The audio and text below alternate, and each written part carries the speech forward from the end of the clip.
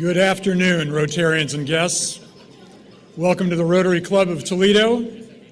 Today we'll present another great program with Brian Kennedy, Director and CEO of the Toledo Museum of Art. But first I'd like to ask Mike George to come to the podium to deliver a reflection, and then have Katie Hahn lead us in the Pledge of Allegiance. Thank you. Let us pray. Dear God, of all the gifts we have been given, our sight is certainly the most wondrous. Allowing us to see a flicker of light in the night a mile away is astounding. We thank you for visual literacy and the ability to create and appreciate art. To articulate our thoughts on canvas or in stone for future generations to admire and discuss is truly monumental. And for our ability to find structure out of chaos, beauty out of the ordinary, and the art in all your creations. Please provide guidance for those who create, maintain, and curate art for the benefit of us all. Amen. I pledge allegiance to the flag of the United States of America and to the republic for which it stands, one nation, under God, indivisible, with liberty and justice for all. Thank you, Mike and Katie. As we begin today's meeting, I'd like to thank and acknowledge Raymond, this month's sponsor. Now, greeter Kelly Trame will introduce visiting Rotarians.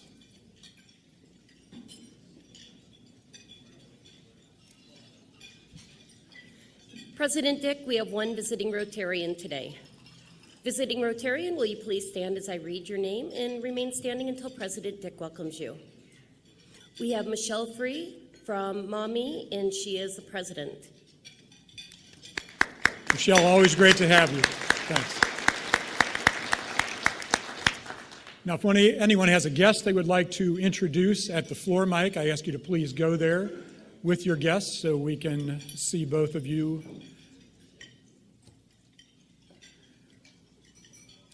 Hi, Joe Coyle, visiting from Maumee Rotary. Sorry I didn't get the card to you. Welcome, Joe. And I have with me, back from Portland, Oregon, after 18 years, my second daughter. Please say hi to Katie Todd. Hi, Katie. Welcome. President Dick, fellow Rotarians, he's been introduced before, but for those of you that haven't met, Manuel Cardiega, our Rotary Exchange student at St. Francis this year. If you haven't met Manuel, stop by and say hello to him. Great to see you, Manuel. President Dick, I'd like to introduce Brian Houston. He's applying for membership. He's a sales manager at Genoa Bank, just across the street on Summit and Jefferson. Thank you. Welcome. Great to have you here. Hi again, Mr. President. I brought with me a good friend, Patty O'Toole, who is the Director of Finance for the Toledo Museum of Art. Okay, great. Welcome, Patty. Hello, Mr. President. I'm Kathy with the Toledo Lucas County Public Library, and I'd like to introduce two new hires we have on staff. Chris Varwig, who's our new volunteer coordinator, and you might recognize her as well as being part of the TPS board. And then Katie Bazinski, who's our new events coordinator. Thank you. Welcome. And I also have a guest here today, a good friend of mine, Rich McMillan, who is the managing partner at McMillan, Sabansky, and Todd, and the immediate past president of the Toledo Bar Association. Rich, thanks for coming. Now would be a great time to check into social media to let everyone know you were at the Rotary Club of Toledo, and then I ask that you please silence your phones for the rest of today's meeting. Now we have a bit of a presentation from Brent Kuzno and Zach Isaac, new member committee. Do you know the way to San Jose? I've been away so long, I may go wrong and lose my way. Do you know the way to San Jose? All right, we know how to have fun, let me tell you that. Some peace of mind in San Jose. So, it's my job first, really, to say we had a lot of fun last Thursday night. Those of you that were with us at the TSO event at the Peristyle, it was great. We had an outstanding turnout. There were over 80 people signed up, many guests. And by the way, I do want to thank everybody that just came up to the mic and welcomed with them a guest. So thank you for all coming. Thank you for bringing someone. I want to thank a special call out to Danny Woodcock, one of our newer members, who, when we asked him to help us, he was just right on it. And he texted Zach Vassar, and Zach immediately said yes. This was several months ago. Yes, we'll do this. And we did it. It was great. Mark your calendars. Again, sponsored by the membership committee, coming up February 7th, in conjunction with EPIC. We are doing a joint event at the Hollywood Casino, after hours, cocktail party kind of thing. Now, for the better news, let's hear from Zach. Well, the song that you heard a few minutes ago was The Boys from San Jose. They are number 9 in the country, and we are number 10, internationally. We are number 10 internationally, and as you all know, our goal is to get to number 8. We have had 24 new members this year. Our goal is 75.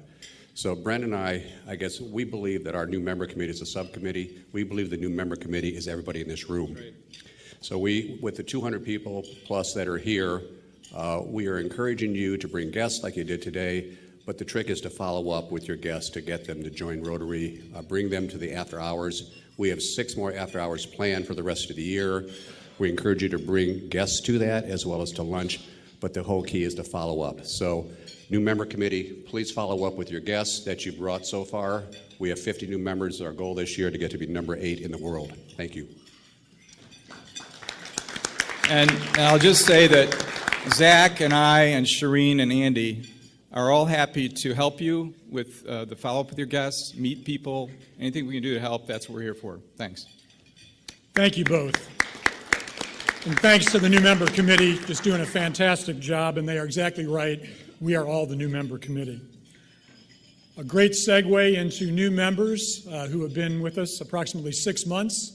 Time to exchange their red badges for the white badges. So their names are going to be up on the screen, and I'm going to read them. I would ask each of you who is here to stand up, and please hold your applause until they're all standing. So these are new members within the last 6 months who are graduating to their white badges. Michael Abernathy, Tom Blakely, Jim Boswell, Kevin Carr, Brad Delventhal, Jody Farshman, Tom Fields, Jeffrey Hassan, Marcus Henderson, Kurt Hitchner, Casey Holk, Heather Carnes, Rob Keeligan, Will Lewis, Michelle McCaster, Cheryl McCullum-Smith, Shireen Murad, Max Reddish, Whitney Rothkar, Chad Rutkowski, Lauren Smith, Jeff Stegman, Vicky Stouffer, Stephen Vasquez, Marvin Whitfield, Ryan Whitman, Danny Woodcock, Donald Yerkes, and Molly Zrake. Welcome all. It's great to have you with us. Congratulations.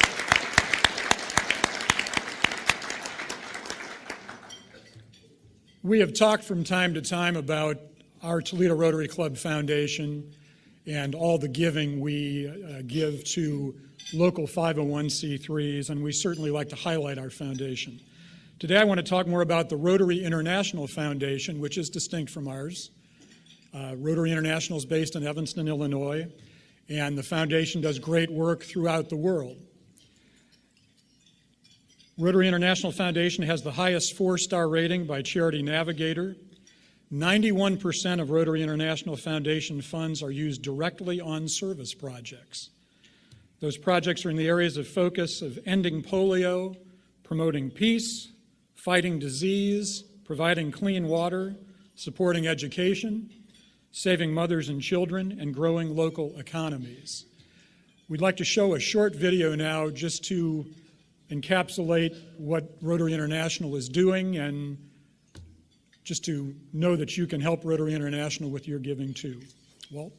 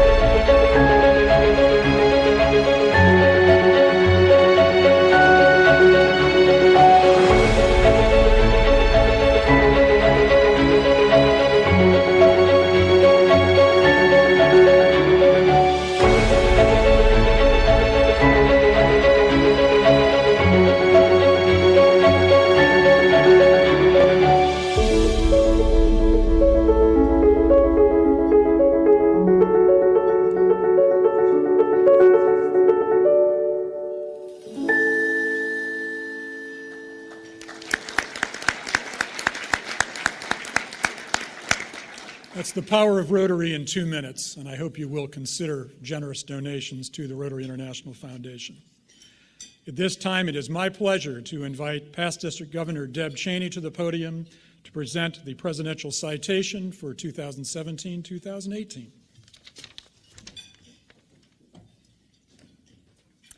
Thank you, President Dick. Good afternoon and Happy New Year. Hope you all had a great holiday. On behalf of past RA President Ian Risley, Rotary International, District 6600, and myself, I would like to present the Rotary Club of Toledo and immediate past President Sharon, who unfortunately has the flu, so Dick is stepping in for her today, with the 2017-18 Presidential Citation. I know it was a team effort and that you all worked very hard together to achieve this citation. You increased your membership and giving. You focused on major transformational projects, as seen on that beautiful video that you created. You broadened your social media and all the signs and billboards around the city. You should be very, very proud of yourselves and all of your accomplishments. You are a great club. You are a leader, not only in the district, but in the zone and in Rotary International. So congratulations to all of you. And at this time, I'd like to present President Dick with the 2017-18 Rotary Citation. Thank you, Deb. Thank you very much. Thanks for being here. Thank you.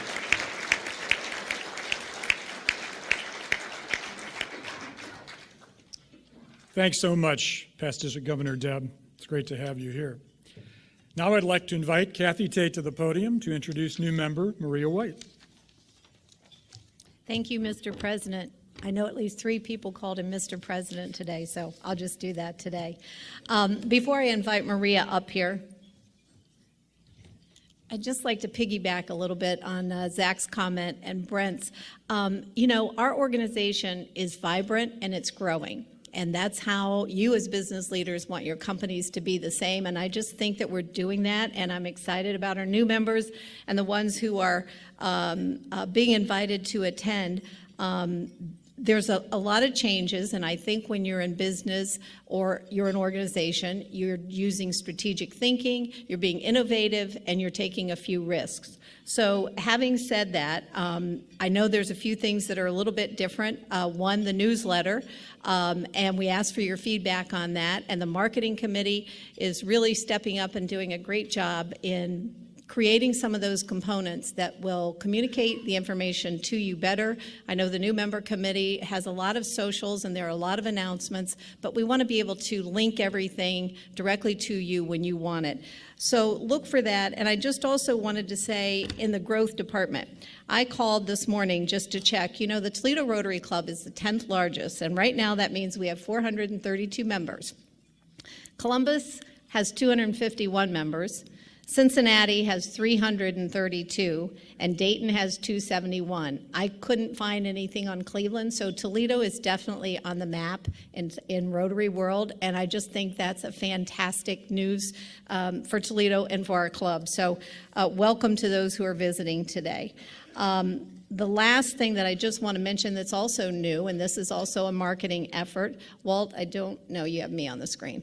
So the Rotary resolutions, when you walked in, there was a sign there. And I just think it's something to keep in front of all of us. They're very simple, but we talk about it, and I know it's hard, but there's just 4 of them. One is to attend Monday meetings when you can. One is to give to our Toledo Rotary Club Foundation any amount that you can. The goal is 100% participation. Attend a committee meeting. You don't have to sign up. If you sign up, you decide you don't like that committee, you can let me know and we'll take you off of that committee. But just see what that's about and attend a fellowship event. And the other is to share the gift of Rotary with a friend, which you're all doing.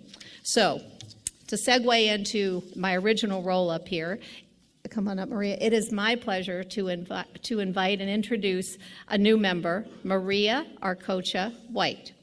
She's a founder and CEO of Inclusity, a recognized leader in diversity and inclusion field. She has worked with over a dozen Fortune 500 CEOs, hundreds of senior leaders and thousands of managers, supervisors, and individual contributors throughout North America and Europe.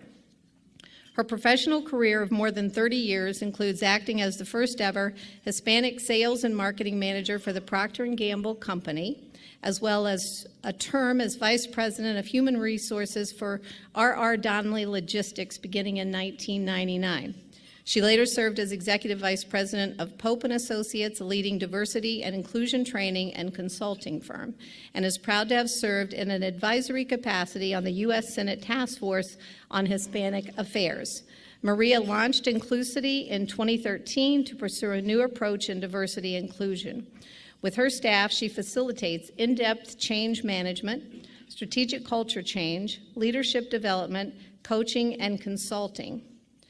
She is ProSci certified in change management. She would have to explain exactly what that is. Maria holds an MA in counseling from Xavier University and a BA in communications from the University of Toledo. She works out of the Central Inclusivity office in Perrysburg, Ohio. I asked Maria what her pet peeves are, and they were very similar to mine. People driving slow in the left lane and those who don't even drive the speed limit, which was my experience this morning. So welcome. Thank you. Maria? Welcome. I have this for you directly and a pen. Welcome to the show. Now I would like to invite Susan Palmer to the podium to introduce today's speaker. Thank you, President Dick. Brian Kennedy was born in Dublin, Ireland, and studied at University College Dublin, earning bachelor's, master's, and doctoral degrees. Prior to coming to the United States, Brian spent 8 years as Assistant Director of the National Gallery of Ireland and 7 years as Director of the National Gallery of Australia. From 2005 to 2010, Brian was director of the Hood Museum at Dartmouth College. And then, in September 2010, Toledo became very lucky as Brian became the president, director, and CEO of the Toledo Museum of Art, where he has brought his strategic vision to both operations and collections. But I might add this. Being Irish, Brian can also sing a sprightly melody and tell a great story. President Dick and fellow Rotarians, please welcome Brian Kennedy.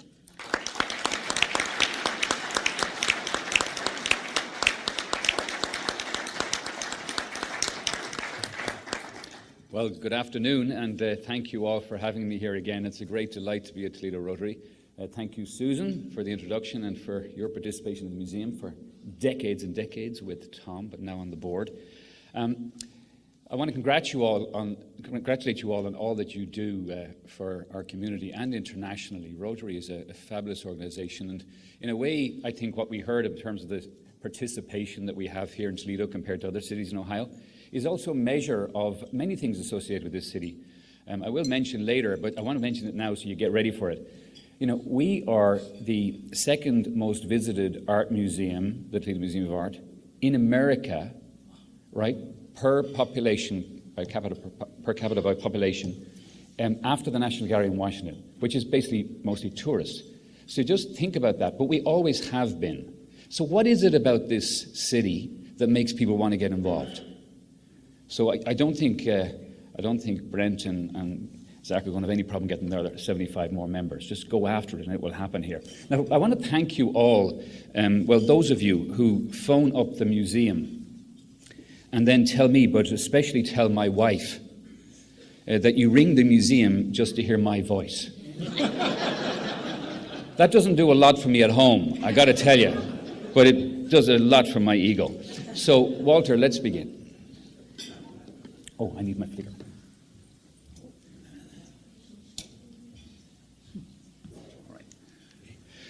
What I'd like to talk with you about today is, we've had a museum here for a long time, but what's happened to art museums? Art museums are a very particular kind of museum, and there has been a huge change in the last 100 years. And what we've been doing at the museum is really trying to respond to that change.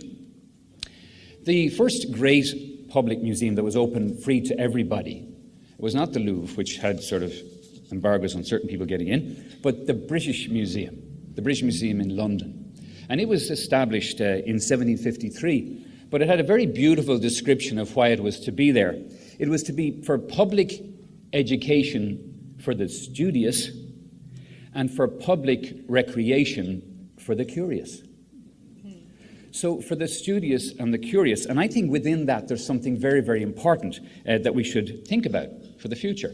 Now, the first really great and still the greatest American art museum is the Metropolitan Museum of Art in New York. Now, you'll notice some things about this building. It's big, it's temple-like, it's got big steps up to it, it's very grand, it has huge columns. The aim was to edify the community. The aim was to gather up the greatest objects that had been made, that could be found, all over the world, across time, across cultures. And the aim was that people would go in there and they would be uplifted. It would be a restorative experience. It would have spiritual uplift. You could go in and gather this idea that the world is amazing and that we need to celebrate the world. So a lot that we saw in the Rotary video in terms of promotion of diversity and of empathy and of understanding and of tolerance. You know, sometimes it's in bad times, 9/11. Philippe de Montebello, the then director of the Metropolitan Museum, he invited the whole of New York to come to the Metropolitan Museum, free, to celebrate world culture and not allow anything that might happen from a particular culture to influence our thoughts about that culture. And this city of Toledo also responds in wonderful ways, I have found, to that sort of notion. Now, in Toledo, Ohio, in 1901, Mr. Edward Drummond Libby had this idea to establish a museum, but it opened in 1912, and it was very much based on and meant to be bigger than the museum that had just opened in Buffalo, New York, the Albright Knox, which was designed by the same architect, an architect from Buffalo called Edward Green. And so Mr. Libby said we would make a museum, and the trustees said that they wanted it to be the headquarters for all efforts at civic betterment. It would be an inspiration for the people of Toledo. It would indeed be a moralizing one. It would be edifying. In 1917, it was described as a monument to civic development in the broadest and highest sense, crystallizing Toledo's aspirations towards life's higher values. So when you go to the museum, that's what we're trying to do. People made these things. They are extraordinary. Go out and make great things. Now, the nature of this museum that was temple-like, that was a little bit forbidding. It had lots of steps up to it, very grand. And the directors, I'm the ninth, the idea of them and all who worked in the museum was try to make it as popular as possible. And all around America, people were thinking the same thing. But in 1934, the picture on the right, the Brooklyn Museum did something extraordinary. The picture on the left is the Brooklyn Museum in the 20s, and you can see it's got these huge big steps up to it, just like the Metropolitan Museum. But on the right, the steps were removed, and you walked in off the street. So the idea back even in the 30s, which is extraordinary given what was happening in Europe, you know, a mood that was not democratic, you had this incredibly democratic gesture being made in the 1930s in Brooklyn. And that is literally the spirit of what's happened to museums ever since. How can we make these buildings that look like the Acropolis, look like the Roman Forum, start to be active as places for the public? And Mrs. Libby had a great idea about that. Mr. Libby had stayed in Cash. He died in 1925. She kept in Cash, and in 1929 she put Toledo to work to build the extraordinary peristyle theatre of Toledo Museum of Art. 1,750 seats. But look at it. Very grand, meant to edify, proportional, harmonious, balanced, rhythmic. Everything about it was to promote the idea that it is our human senses, the way we feel, our emotions, the tone of this room. That's what really, really matters. That battle between philosophers as whether the heart is more important than the head or the head more important than the heart, you can take that out to your dinner table this evening. But the idea is that your human senses are what are truly extraordinary. And then in 1977, Renzo Piano and Richard Rogers put together a design in response to President George Pompidou's request for a truly democratic museum. And Pompidou had this Minister for Culture, an extraordinary man, brilliant author and poet, who was the Minister for Culture, André Malraux. And André Malraux had become the great identifier, the great spokesperson for what was called cultural democracy. So Pompidou had asked the architects to make something that everybody would just walk straight into. So the architects turned the building inside out. They had its air conditioning outside, they had its escalators outside, you walked straight in off the ground, you could have playgrounds and lots of activities happening on the forecourt, you could walk straight in. It was a totally different idea. And then 20 years later, in 1997, you had the museum being used for something totally different. This was really the first time that a city had got together with a great collection, the Guggenheim collection in New York, and it said, we will put up several $100 million if you will build a museum for us to make our post-industrial city into a great tourist destination. And that's what happened. This extraordinary building by Frank Gehry opened, and you had the beginning of art and architectural tourism, which has happened since then. I don't know if you know, there is actually a circuit that people make. You can make it, but several hundreds of people are making it every year now. You can start anywhere you want. You can start at the museum in Toronto and go over to Buffalo, come round to Cleveland, go to Toledo and back to Detroit, or any one of them. And you can do it in a week. And you can see 5 of the greatest art museums in the world. But architectural tourism really began with the idea of Bilbao for art museums. And then a few years before that, Frank Gehry had designed this building in Toledo, which is the building that was his marker of a change between his older style, which is the glass style at the back of this building, and this very provocative front, which of course you saw in Bilbao. But what was happening here was the museum in Toledo, which had had an art school right back to 1912, had decided that the certification of modern education meant that they were going to transfer their museum school over to the University of Toledo, and the professors at the museum would become the faculty of the studio art faculty of the University of Toledo. And that's what happened in 1992. So since that time, we've had 600 students right next door. So this idea of melding a museum into the city and making it connective has been in the spirit of a century's growth, but especially in America. America is the great democratic project, no matter what you think at any time. And in this building, in 2006, the Glass Pavilion, of course, you've got the antithesis of the building across the road. Across the road, you walk up to these great columns and this great portico. In this one, you just walk straight in off the ground, and guess what? It's all glass. You can see everything that's going on. We're not trying to hide anything. Where in the past, the idea was, we buy the art, don't ask any questions, don't ask how much it cost. Everything was, we have the answers, you don't even need to ask the questions. Now, it's completely the opposite. And this is the way I describe it. And this is typical of many organizations, industries, businesses. We have what I call the porous museum.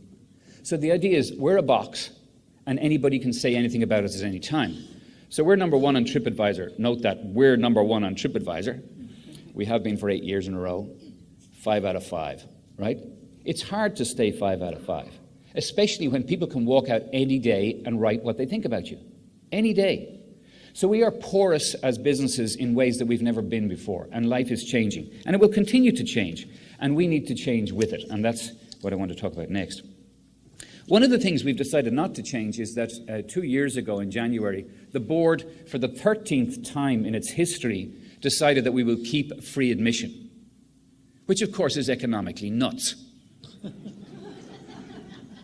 Especially if you do not get a levy and you don't rely on state or federal funds. We get a wonderful $300,000 grant from the Ohio Arts Council. That's the only state or federal money we get at all. And unlike many other institutions here, we never have gone for a property levy. So this idea we'll stay free is actually about art is like air. You have to breathe it to stay alive. What does art mean? Art means the gift that we all have for the art of everything, the art of food, the art of talking, the art of everything. But the art of making objects which are symbolic of creativity over time is what we're talking about, and that is regarded as good. And Mr. Libby thought it was good, and he thought it was good that it should be available free every single day. Now, the person who deserves an awful lot of credit, and in one way is the real founder of Toledo Museum of Art, was one George Stevens. The first director was only director for 18 months. It didn't quite work out. And George Stevens was director for several decades. And George Stevens became the president of the American Association of Art Museums, and he it was who said first that Toledo, he said this in 1913, we were only open a year. He said Toledo, with the highest percentage of visitors in the country, maintains also the lowest cost of admission, 13 cents. Toledo is the most cultured city in the United States, with the biggest Rotary in Ohio. I know we've been Ohio Museum of the Year, Ohio Institution of the Year in the last 2 years in our sector. So Toledo is onto great things, but today our budget is $16 million and we get 400,000 visitors. You're all mathematicians, divide one into the other, and you work out that it costs $40 to us for you to come in free. And with exhibitions, it goes up a bit. But this room is full of people who know that, and who say that Mr. Libby showed the way, and we want to follow. And many of you here have done that, and I know so many faces in this room, and I want to thank you sincerely for the quiet support that you've given and the public praise that you give. But this, what I'm really talking about right now, is the tension that's in all of our businesses. And in 1971, the then director of the Brooklyn Museum, Duncan Cameron, this was a harsh article. He wrote, it was called The Temple and the Forum. He said, do you want to be a temple or do you want to be a forum? Do you want to be a place where people come and adore you and keep quiet and kneel and everything? They achieve awe, wonder. Or do you want to be a forum where people come and chat and they have a good time and they bring their friends? And he said that museums at the time were in a state of crisis. That actually we were schizophrenic. He was harsh. Let's just leave it there. But he was making the point that we needed to change very, very quickly because every other kind of organization was changing. The blockbuster exhibition had arrived. The competition for time had arrived. We're all pressed, particularly those with kids and families driving around to sport, driving around to whatever. There's been a challenge for time. The social media revolution hadn't even come. And look at the amount of time people spend on devices today. So the contrast that we're challenged with is this. We're challenged between this temple. This is the Toledo Museum of Art, the cloister looking like a church, like Mrs. Libby wished it. And then this is the cloister on a Friday evening. So what I think Toledo has done, and I'm just putting this as a metaphor for everything that we do, is that we maintain our standards to the highest standards so it looks beautiful. And we engage as many people as possible so it's visited. And that's kind of the metaphor for everything we've been doing with Connect Toledo, with the Downtown Development Corporation, Destination Toledo, all the organizations that are represented here, is to get recognized that Toledo is already something that most people don't know that it is, but we do already. And so, where does that take us now? Well, the contrast is loud. We've had 5 years of what we would call immersive multi-sensory experiences. One is coming down today, it just ended yesterday. 500,000 dried flowers hanging from the ceiling. Astonishing. Rebecca Louise-Law arrived in at the weekend to move it on to her next place. But this is what the Great Gallery looks. This room is twice as long as it is wide. It's a very beautiful room. And this is what we did with it, for example, a few years ago. We invited a Mexican artist, Gabriel Daw, to come and make, with thousands of colored pieces of string, this work called Plexus, which is this torqued ellipse that caused people to be amazed. And I can say to you, 8 years ago, I would have even had a fit doing this. But when we did it, we found people loved it. Not only that, people put it on Facebook, on social media. I mean, just like the red ball, you remember. The red ball that we sent downtown went viral and got 3 million views. I don't think Toledo's had as many visitors on the web since the green water. So many of you will say, I went to the museum when I was a kid. And I hope you've kept coming, and you say to anybody who says, I haven't been since I was a kid, say, keep coming. And we want people to do that, to have that sense that we have this extraordinary place here in Toledo that's truly beautiful. You can bring anybody, and they will say, as somebody said to me outside, you know, some people who come here say, are these reproductions? I just cannot believe that we have these things. So our master plan is focused on staying relevant, on being sustainable, because we have to survive like everybody else, and we've survived a long time. But these are our 4 planks. We're going to teach arts education by teaching people to understand what they see. So I've talked with you about that before. The idea of being visually literate. Can you actually read a visual image? Can you read this room? Do you understand what it means? What would it mean? Say things about it. Do you understand what it means? And can you then write that in your memory? Can you record that and do something about it? And you apply that thinking to anything. We've launched a whole new business teaching safety training for hazard recognition to businesses. You can apply this to lots and lots of things, but you can learn it in an art museum. So we put these through, you can see they go through this giant egg and come out the other side as relevant and sustainable. This is how we believe we're going to thrive and how we're going to survive. And the campus is pretty amazing. These are the four buildings that we have on the campus. The first I'm calling a building, it's a 40-acre campus in the top left. Imagine 40 acres. And so it's a huge space. We took on 5 apartment buildings with 64 apartments 2 years ago at Museum Place. We've taken on a whole area just to the lower end of this slide. And the idea has been over the last few years to work with a planning company, Beyer Blinder Bell of New York, to work out what should we do to take this huge big campus and make it like this all the time. So how would you take these 40 acres and make them into a park? How would you make the museum into a park? How would you take all that bitumen in the 6 parking lots that we have that mobility tells us we're not going to need in the future? And would you green it? And what would you do if you greened it, making it into a giant sculpture park? This is probably the best example. 5 years ago, we had in 2014, our first block party. Some of you have probably been at every single one. We had 2,000 people coming to see Red Moon Theatre swing a lady on a grand piano high up in the air and a lot of other things. It was crazy. They went out of business shortly afterwards, but I don't think it was our fault. It was a tragedy. But anyway, it was a great first time. But last July, we had 10,000 people at the block party. And it's going to keep going up, I know that. So just look at the headings here. That's all you need to see. We want to unify the campus. We want to take 40 acres, and we've worked with our planners for 18 months to say, how could we make that into an entire space of its own? How could we make art be the center of it? So anywhere you'd go on the campus, from a great archway that might guide you into the campus at either end, to sculptures that would be all over it, would you enjoy art as the primary experience of this incredible place in Toledo? How would you cause it to be a place of learning, so we can all learn just by doing, just by being there, and enjoy this space even more than we already do? And how could it be a 5-star experience? You know, you've got great people here. I see Walt here. Walt Church is one of the greatest proponents of visual literacy in this city. But the idea is, how do you make every customer happy all the time? How do you create circumstances whereby people would enjoy it in every way? Being with each other. 98% of people go to the museum with somebody else. It's a communal experience. And how will you survive? So the campus master plan, which I'll just show you a few slides of today, is to take the idea of this grand space with the steps leading up to it and to create it a more porous museum. And the planners have come up with this idea that if we create these alleys of trees, either side of the main steps, you see these are 2 lines of trees, boulevard if you like, they lead into holes that we will cut in the wall, in the stone wall, to the left and right of the main steps. So we're not going to interfere with the steps. We're not going to do like Brooklyn. We're not going to take them away. But we're going to create doorways either side. And the doorway will connect you in on the ground floor.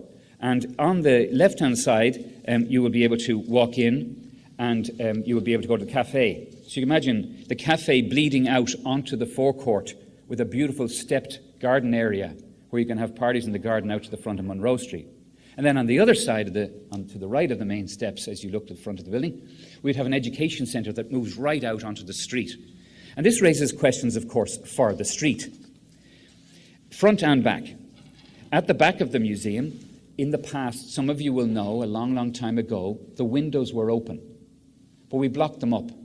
And in 1982, for the first time, we'd constructed this parking lot at the back of the museum.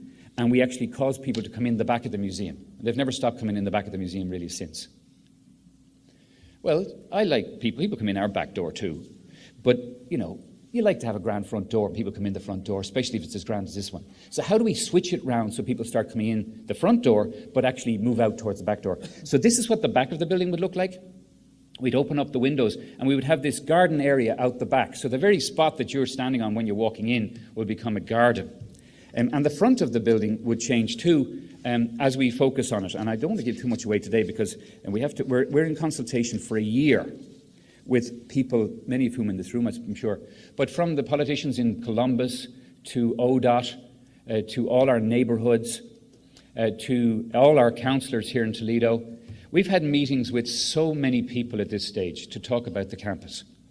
And there are, and the Blade covered it last March, there are choices that we have, and I'll put them out there for you. The choices that we have are, do we continue to come in the back? And how do we cause there to be less traffic at the front? So is that by slowing down traffic, by reducing the road from 4 lanes to 2 lanes? Or do we actually seek to take over the whole road by actually causing the traffic to go around the back of the museum instead? So you literally divert Monroe Street so it mirrors the kink in the freeway. Now that's a huge thought. Such a thought that we've already been talking about it for a year. But what we found is that people generally like the idea, but of course the key question is, well, who's going to pay for it? I mean, that's always the question. But just as Dick Anderson, I see here in front of me, a long time involved with the board of the museum and chair of the board of the museum, the time that we were planning for the Geary building, the time that we were planning for the glass pavilion, the planning was a lot more years before the actual building than people know. So this master plan is for 10, 15 years, maybe 20, and we'll have a sequence of activities. We will move to build a new central utility plant this year. That is to replace all of our air conditioning. We've already replaced all of our security, so don't try and touch anything. We've got hundreds and hundreds of cameras. From the moment you walk in the door, you're all over it, okay? There are none in the bathroom. Okay, so it's okay. But we're going to do that all with our heating and ventilation, our air conditioning, all our services, so that for 20 years from now, no matter what we do on the campus, we'll be able to cope with it.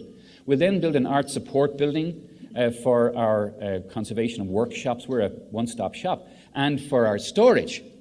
But then we'll start to fix the building like we talked about, putting in a whole new store, museum store. I have Paddy O'Toole here and Chris Crystal here. They're looking after all our money. One making sure how it's spent and the other trying to make sure people spend it. So we want to make sure that we have more opportunities for people to buy things so that it's not totally free, that when you're there you just feel so encouraged to buy something that you end up spending money anyway, which is what we want. Now I just want to end by just giving you, because I want to invite some questions, giving you some thoughts about what's going on right now. With this exhibition that if you haven't seen it, we spent $2.5 million doing up an area that Mrs. Libby had given us in 1933, and we'd used it predominantly as storage. And we opened it up last year, and we have now in total 14,000 square feet of refurbished space, half of which was used for the France House exhibition that just ended a week ago, and it's just gone off to Brussels. And many of our exhibitions go abroad. It will go to Brussels, then it'll go to Paris. Advertising Toledo, as everybody in the art world knows, and why I came, is because Toledo has an incredible collection. But that will be replaced shortly. And this exhibition, Sights and Sounds, will be replaced. But what it was in the other part of the refurbished area, it was the first intervention we had into media art, digital art. And we're going to get very strongly into that because half of the art world is actually digital media at this stage. You probably don't know that. If you want to make a lot of money, you should be buying that sort of thing, okay? Because there's a lot of it, but if you buy the right thing in future, I mean, something we bought for $800,000 was $200,000 8 years ago. You can't do that sort of multiple anywhere, really. But I see what I see. This work is by Joseph Kossuth, who's from Toledo, Ohio. He's one of the greatest artists in every museum in the world. We had him here recently. We'll bring him back soon. Most people never heard of him. Joseph Kossuth is by far and away the most famous artist ever from Toledo, Ohio. Hungarian, went to school here, and went to the museum school, and then went to Cleveland, and then went around the world. He lives between London, New York, and Italy. And this exhibition at the bottom was, again, a shift that we've had. We decided to collect indigenous art, arts of Australia, arts of Oceania, arts of Native America especially. We were one of those museums that had American art that was post-colonial. And of course, that's wrong, particularly if you're trying to be truly diverse and truly representative. So we've got a whole new gallery of Native American art, and we've been buying vigorously, and we've had a lot of support. But coming up are a couple of really interesting things. I want to mention these. Different Trains is a video work by an artist from Spain called Beatriz Caravaggio. It is stunning. It's 20 feet long. It's a video which responds to a piece made by the contemporary American composer who goes by the name, he likes to call himself Steve Reich. It's Reich, but Steve Reich. And the work is called Different Trains. And what it was about the trains. His parents divorced, and he had to take trains from New York to LA in his youth. And he took all these trains at that time, way back then, lots and lots of trains. And he compared those trains to the trains that people had to take on their way to concentration camps. And then he compared the trains in those to the trains that people who survived the concentration camps took when they came to America. And she mined the archives of film to find trains and set against the score of Steve Reich. It's an astonishing piece. It starts on February the 9th, and I think you'll think so. And then accompanying that on the same day, we open another exhibition. Catherine Gray is a wonderful contemporary glass artist, and she's made this work, which is not like any other glass exhibition you've seen. It's called Being in a Hot Shop. She made these works out of glass, which you use to get what it's like to make glass. So you stick your nose into one and get the smells of the glass shop. Put your hand into another, you get the feel of it. You get the sounds of it, and then you get video. And it's very colourful, as you can see here. So lots of different things happening all the time. The replacement to the Art of Seeing Art exhibition will be this one, the following Sights and Sounds, Global Conversations. But we're not losing the visual art and music that I mentioned from the peristyle, because as well as Global Conversations, we'll open Everything is Rhythm. And so this exhibition will have art and music in the same exhibition. I think you're going to find it a very different experience. It's already different. If you go up to the Libby Court right now, well, today's closed, Monday, but Tuesday, every other day, you know, that we've got music playing in the galleries. And we're going to enter into a very different dynamic with the peristyle, I believe with the Toledo Symphony Orchestra as well. Zach Vassar and the whole team there with Alain Trudel are taking forward a different view of what music can do in this community, building on what it's already doing. Just as the museum is taking forward a different view of what art can do, building on what the museum has already been doing.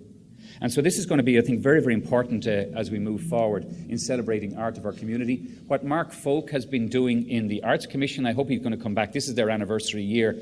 What public art has done in this community is astonishing.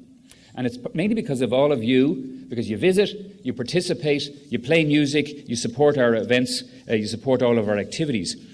So I'm very happy to take a few questions if we have a little bit of time on anything at all you want to ask me.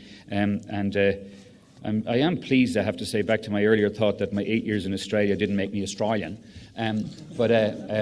Please have any questions. But thank you so much for being supportive of the museum, and watch for every direction we're going to make in this year. The master plan will be announced formally in just a couple of months, and I think you'll be amazed at what it proposes. Thank you so much.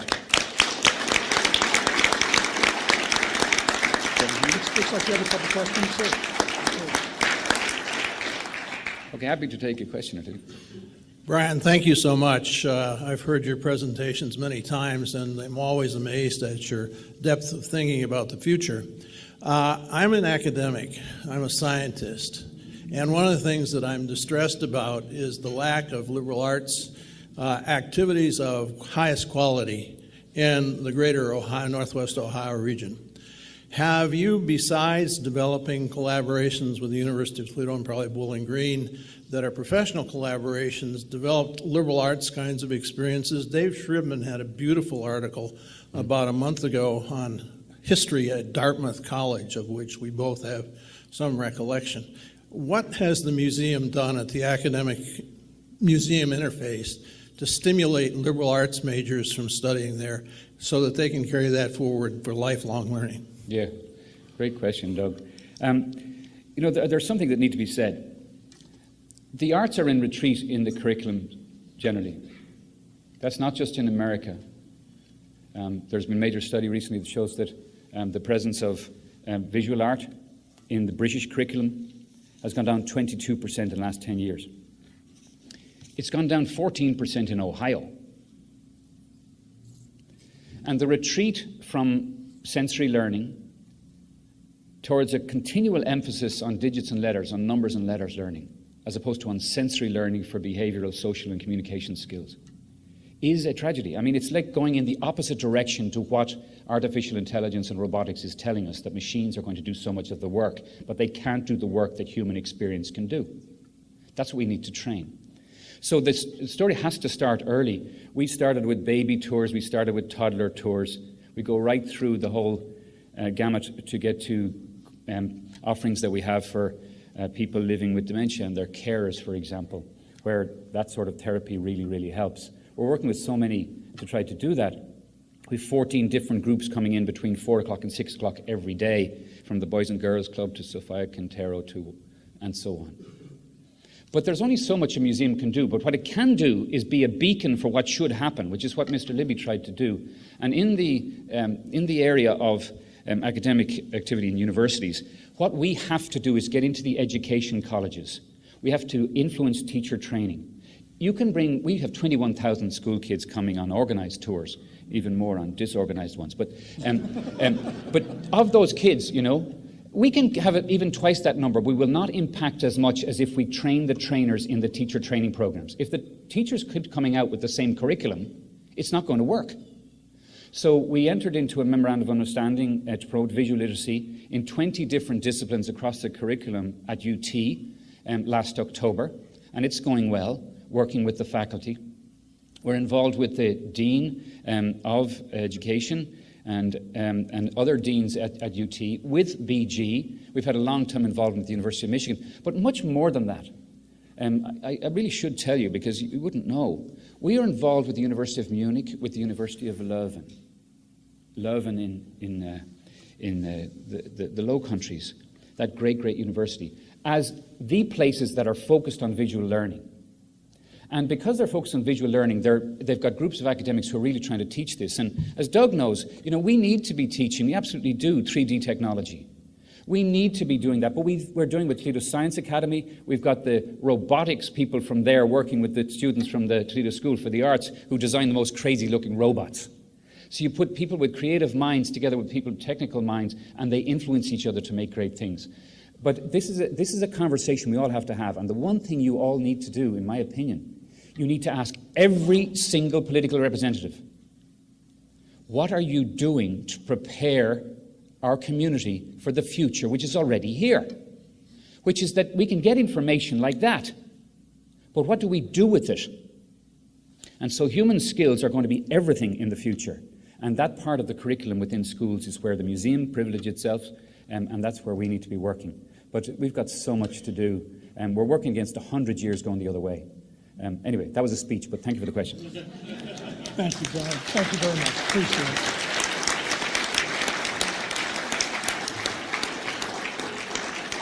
Brian, thank you so much for your enlightening presentation.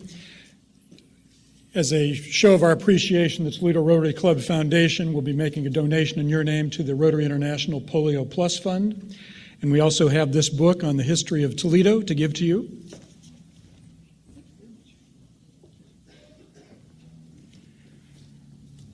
There is no meeting next week because of the Martin Luther King holiday. Please join us in 2 weeks on January 28th for our next program. Immediately following today's program, we have 3 meetings. The Disability Services Committee will meet in the Presque Isle Room, 3rd floor. Community Services will meet in the Orleans Room in the 3rd floor. And Youth Service meets in Eagle Point, located on the 2nd floor. Maria, welcome again to Toledo Rotary. It's great to have you. And Kathy, thank you for introducing Maria today. There he is. Chuck, you. I'm always thrilled when "there he is" isn't followed by "go get a rope," so that works out well. Humorist Andy Rooney was born on this date in 1919. For those of you who don't know Andy Rooney, he was the reason that you watched 60 Minutes all the way to the end, because he offered his observations on life and all manner of things. But here are 4 things from Andy Rooney. I don't like food that's too carefully arranged. It makes me think that the chef is spending too much time arranging and not enough time cooking. If I wanted a picture, I'd buy a painting at the Toledo Museum of Art bookstore. Vegetarian, that's an old Indian word meaning lousy hunter. My wife uses fabric softener. I never knew what that stuff was for. Then I noticed women coming up to me, sniffing, and then saying under their breath, "married," and walking away. Fabric softeners are how our wives mark their territory. We can take off the ring, but it's hard to get that April fresh scent out of your clothes. And finally, did you know that it costs $40,000 a year to house each prisoner? Geez, for $40,000 a piece, I could take a few prisoners to my house. I live in Los Angeles and already have bars on the windows. I don't think that we should give free room and board to criminals. I think they should have to run 12 hours a day on a treadmill and generate electricity. And if they don't want to run, they can rest in the chair that's hooked up to the generator. Thank you, Chuck.